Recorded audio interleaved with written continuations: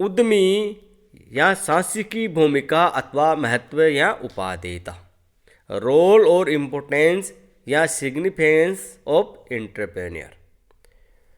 किसी भी देश का औद्योगिकरण तथा उसके आर्थिक विकास की गति वहाँ के उद्यमी पर निर्भर करती है। वह आर्थिक विकास की प्रक्रिया का केंद्र बिंदु माना जाता है। येल ब्रोजर ने कहा है कि उद्यमी आर्थिक विकास का आवश्यक संसाधन है। वस्तुतः वह देश के अप्रयुक्त प्राकृतिक साधनों, मानव श्रम एवं पूंजी का अधिकतम कुशलता के साथ उपयोग करके आर्थिक विकास की प्रक्रिया को आगे बढ़ाता है। वह जनता को नवीन उत्पाद सेवाएं उपलब्ध करता है तथा उनके जीवन स्तर को ऊपर उठाने का महान कार्य करता है। प्रसिद्ध अर्थशास्त्री अल्फ्रेड मार्शल ने भी कहा है, उद्यमी उद्योग का कप्तान होता है क्योंकि वह जोखिम एवं अनिश्चितता का वाहक ही नहीं होता, बल्कि वह एक प्रबंधक, भविष्यद्रष्टा, नवीन उत्पादन विधियों का आविष्कारक तथा देश के आर्थिक ढांचे का निर्माता भी होता है। अपने लाभ को अधिकतम करने के लिए एक ओर वह उद्योग की आंतरिक व्यवस्था पर पूरी तरह निगाह रखता है, तो दूसरी ओर वह अपने प्रतिद्वंदियों की गतिविधियों पर पूरा ध्यान रखता है। कहने का तात्पर्य यह है कि उद्यमी किसी भी राष्ट्र में महत्वपूर्ण भूमिका होती है। उद्यमी की किसी भी राष्ट्र में महत्वपूर्ण भूमिका होती है। उसकी भूमिका या उपादेयता को हम कुछ शीर्षकों से स्पष्ट करने का प्रयास करते हैं। पहला, समाज के उत्पादक संसाधनों का संगठक, organiser of the societies productive resources. किसी भी देश या समाज में उद्यमी की महत्वपूर्ण भूमिका इसलिए है कि वह समाज के उत्पादक संसाधनों का संगठन करता है। यह वह व्यक्ति होता है जो समाज के अप्रयुक्त संसाधनों को उत्पादन कार्यों में विनियोजित करता है। वह किसी भी नए कच्चे माल या अर्धनिर्मित माल का नवीनतम उपयोग करता है, नवीन आविष्कारों को क्रियान्वित करता है, पूंजी और श्रम को अधिकतम उत्पादक कार्यों में लगाता है। जेम्स बर्नानी ने कहा है कि उद्यमी समाज के उत्पादक संसाधनों का संगठन करता है, यानी organiser of societies productive resources.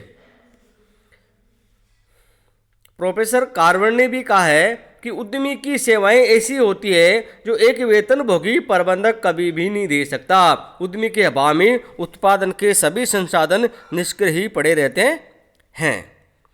अब है दूसरा, नवीन उत्पादों सेवाओं का उत्पादन, production of new product services. उद्यमी नवीन उत्पादों सेवाओं को बाजार में प्रस्तुत करने में महत्वपूर्ण भूमिका निभाता है। उद्यमी नवीन आविष्कारों के आधार पर किसी नए उत्पाद सेवा के उत्पादन की संभावनाओं का पता लगाता है। इस हेतु वह आवश्यक तकनीकों बाजार अनुसंधान भी करता है। जब उसी नए उत्पाद या सेवा के उत्पादन की पर्याप्त संभावनाएं दिखाई देती है तो वह उसका उत्पादन प्रारंभ करता है। नेक्स्ट, नवीन उत्पादन तकनीक का विकास, development of new production technique. उद्यमी उत्पादन की नवीन तकनीक का उपयोग करके कम से कम मूल्य पर अच्छे से अच्छे उत्पादों सेवाओं के उत्पादन के लिए प्रयास करता है। वह उत्पादन के वर्तमान तरीकों में सुधार लाने के लिए सदैव प्रयत्नशील रहता है। इसके अतिरिक्त वह नवीन आविष्कारों को ध्यान में रखकर अपनी उत्पादन तकनीक एवं प्रणाली में परिवर्तन करने में भी महत्वपूर्ण भूमिका निभाता है। अच्छे उद्यमी इन परिवर्तनों को शीघ्रता से लागू कर लेते हैं।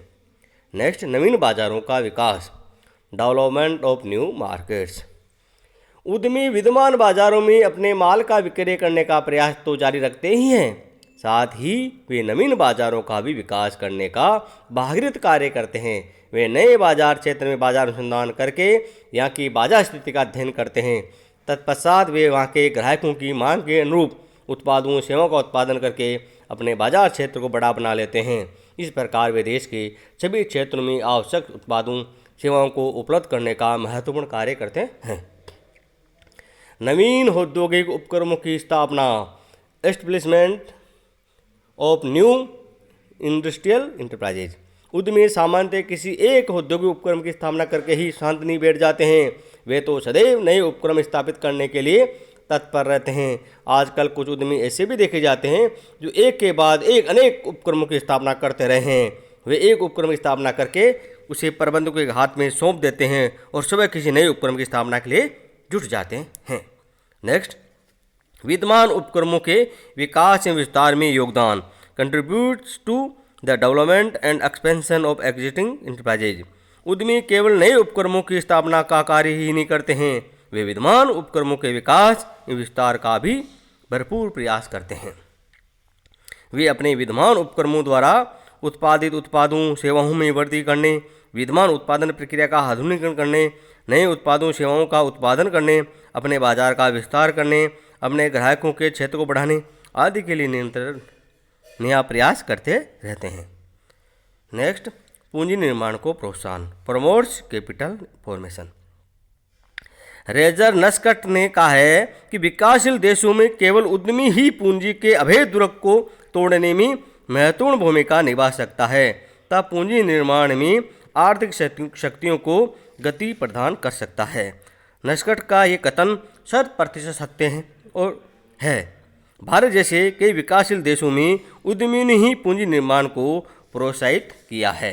इन्होंने लोगों को बचत करने तथा उसी उत्पादक कार्यों में निवेश करने के लिए प्रोत्साहित किया है।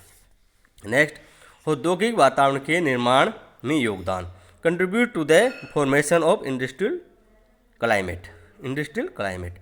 उद्यमी देश में औद्योगिक वातावरण के निर्माण में महत्वपूर्ण योगदान देते हैं। एक उद्यमी द्वारा उद्योग लगाने पर दूसरे उद्यमी भी अपने उद्योग लगाते हैं। ये क्रम निरंतर रूप से आगे बढ़ता है।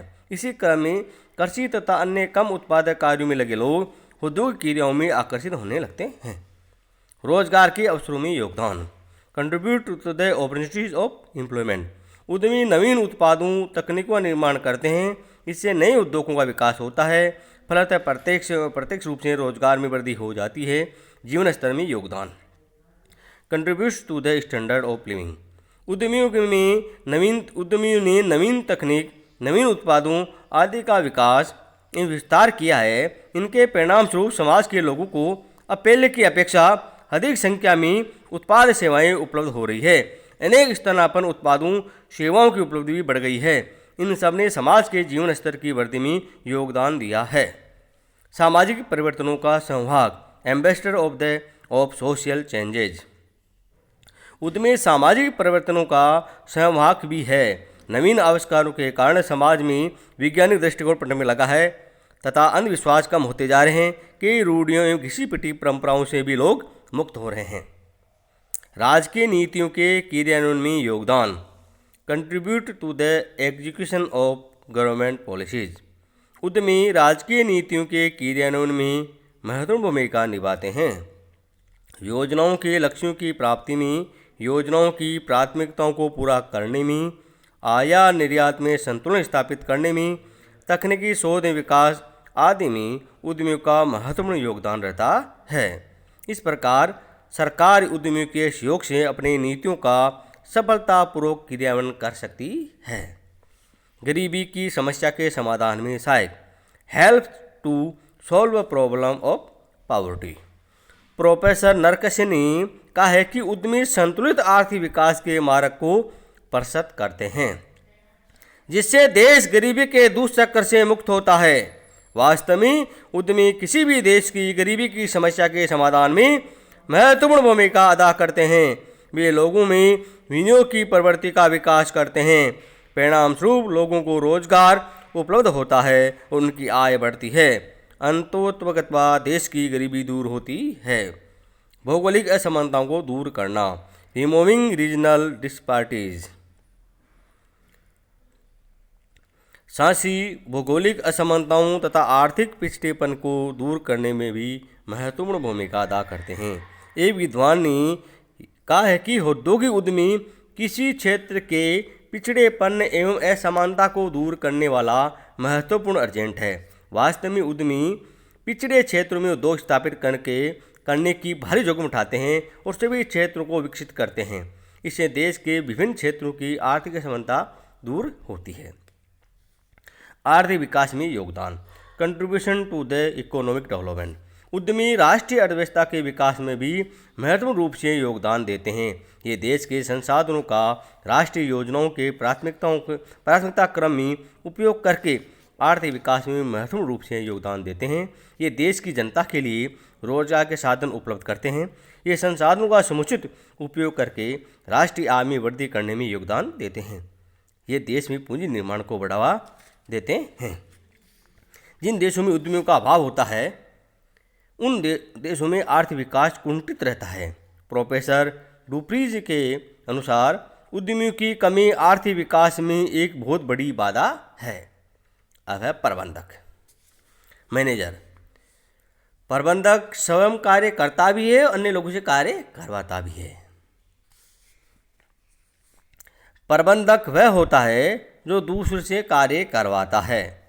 वह दूसरे से कार्य करवाने के लिए नियोजन, संगठन, निर्देशन, नियंत्रण के कार्य करता है। जो व्यक्ति दूसरों से कार्य करवाने के लिए कार्य नहीं करता है वह भी प्रबंधक नहीं है। जो व्यक्ति दूसरों से कार्य करवाने के लिए कार्य नहीं करता है वह भी प्रबंधक नहीं है। ऐसे व्यक्ति गैर प्रबंधकीय व्यक्ति होते हैं जो दूसरों के निर्देशों के अनुसार स्वयं कार्य करते हैं। उन्हें दूसरों को निर्देश देने का अधिकार नहीं होता।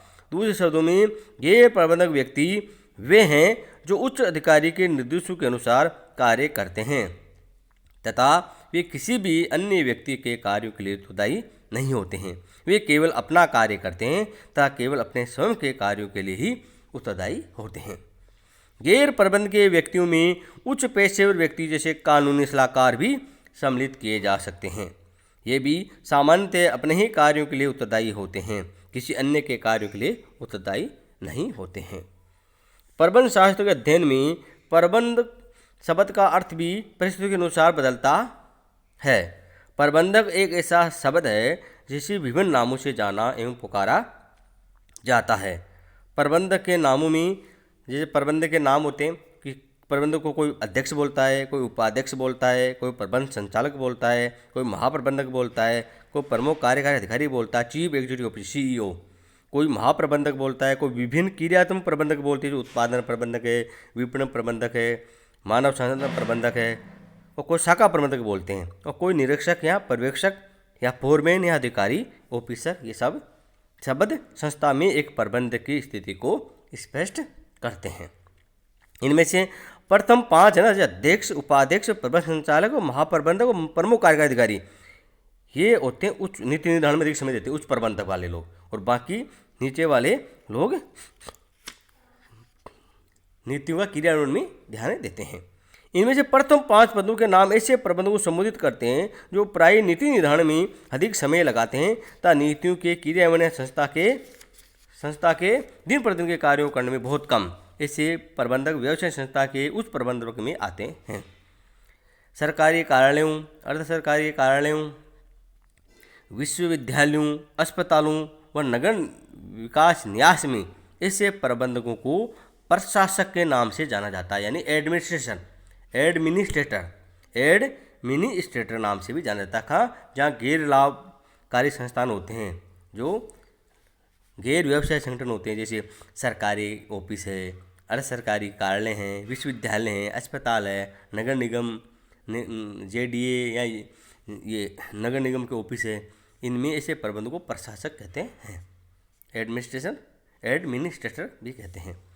क्रियात्मक प्रबंधक जो अपनी जो शाखा होती है, जो उसके विशेषज्ञ होते हैं, वो उनको क्रियात्मक प्रबंधक होते हैं, जैसे उत्पादन के संबंध में, वित्त के संबंध में, मानव संसाधन प्रबंध के संबंध में, इनके विषय में, या शोध विकास, रिसर्च डेवलपमेंट, इनमें जो विशेष रखते हैं, विशेष योग्यता रखते हैं, उनके बारे में ज्ञान रखते हैं, वो क्रियात्मक प्रबंधक कहलाते हैं। जैसे उत्पादन, विपणन आदि कार्यों देखने वाले प्रबंधक मध्यवर्ती प्रबंधक होते हैं। ये नीति निर्धारण एवं क्रियान्वयन में लगभग समान भूमिका निभाते हैं। ये लोग नीति निर्धारण में भी उतना समय देते हैं और क्रियान्वयन में उतना ही समय देते हैं, मध्यवर्ती प्रबंधक कहलाते हैं। और शाखा प्रबंधक जो ब्रांच मैनेजर हुआ, इंस्पेक्टर हुआ, निरीक्षक, पर्यवेक्षक, सुपरवाइजर हुआ, अधिकारी, ऑफिसर के नाम से संबोधित प्रबंधक परिचालन स्तर पर निकटतम प्रबंधक या प्रथम पंक्ति प्रबंधक होते हैं, फर्स्ट लाइन मैनेजर्स होते हैं, जो श्रमिकों से डायरेक्ट कॉन्ट्रीब्यूट होते हैं। श्रमिकों से डायरेक्ट उनका प्रत्यक्ष संपर्क होता है, श्रमिकों से क्या करवाना है, क्या नहीं करवाना है, कैसे उनसे काम लेना है, वो उन चीज़ों से डायरेक्ट प्रत्यक्ष रूप से संबंधित होते हैं, संपर्क में रहते हैं। कारखानों में ऐसे प्रबंधक, जो प्रथम पंक्ति के प्रबंधक है ना, शाखा प्रबंधक, फोरमैन, सुपरवाइजर, इंस्पेक्टर, ऑफिसर, कारखानों में ऐसे प्रबंधकों को अधीक्षक तथा फोरमैन या ओवरसी के नाम से जाना जाता है। कारखाने होते हैं उनमें इन्हीं पद के काम करने वाले लोगों को अधीक्षक बोलते हैं, कई जगह फोरमैन बोलते हैं, कई जगह ओवरसीयर के नाम से भी जाना जाते हैं। और सेना, सरकारी कार्यालयों, बीमा, बैंकिंग संस्थानों में ये अधिकारी के नाम से जाने जाते हैं। ये सेना, सरकारी कार्यालय और बीमा और बैंकिंग संस्थाओं में ये अधिकारी के नाम से जाने जाते हैं। इस प्रकार ये प्रबंधक को अपन ने समझा है कि प्रबंधक कौन होते हैं। धन्यवाद।